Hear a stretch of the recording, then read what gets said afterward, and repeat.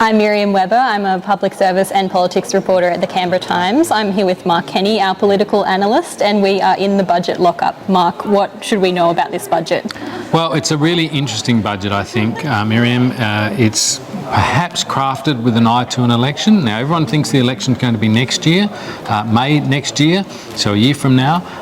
This budget suggests, and the forecast in it, both the spending and the forecast in it suggest the government's thinking of not doing another budget before the next election. Now, that could mean an election this year if the PM thinks that that's the best time to go, or perhaps more likely early in 2025. So quite interesting from that point of view. And there's a fair bit of spending in this budget, given how narrow the sort of path was, fighting inflation, but also protecting voters from the sort of harsh economic conditions. So I think that's the judgment people will have to make about the budget. Does it do that successfully without adding to inflation? And you mentioned those harsh economic conditions. We've seen a little bit of energy bill relief expanded to more Australians, some tweaks to income support payments. What do you make of those? What kind of impact do you think they'll have on the ground? Yeah, and we see also assistance in medicine as well, rental relief, these sorts of things. So I think the idea here is that, and I did ask Dr. Chalmers about this in the press conference,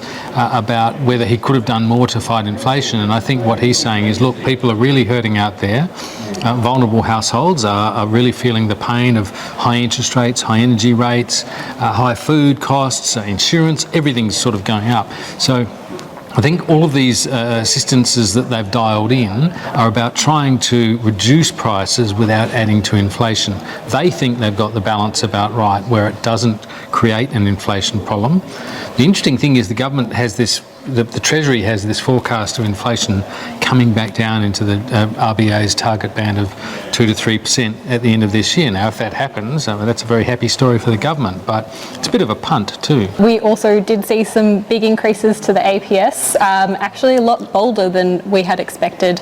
After the 10,000 increase last year, there's a 12,000 increase this year. Yeah, what did you make of that? So I think it really shows that the government's trying to pitch it as an investment in the jobs that really affect Australians. So things like Services Australia, people who are processing Centrelink payments. Home Affairs is also getting $100 million, which is going towards a baseline boost to its funding. The government, again, gets to sort of have a bit of a win here because they can say we're cleaning up the mess of the last government.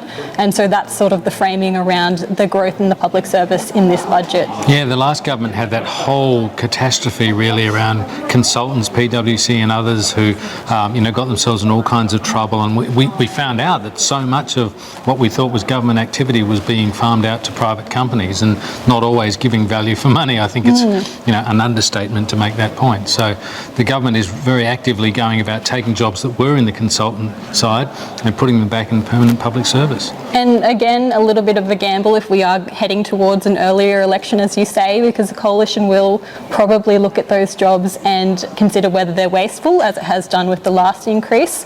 So the government will need to really trust that Australians can back them up on this. Yeah, very interesting budget.